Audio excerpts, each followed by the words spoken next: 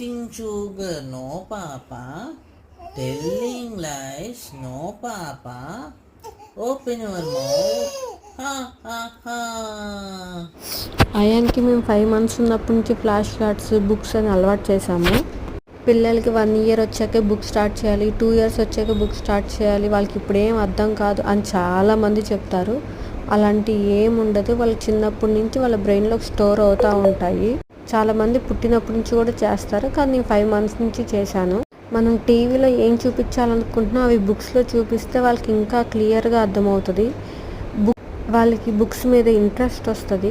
First 3 years వాళ్ళ brain మొత్తం develop అవుతుంది.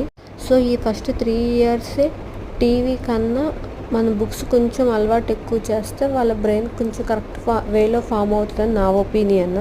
ఇలాంటి ఎన్నో మంచి టిప్స్ కోసం ప్లీజ్ సబ్స్క్రైబ్.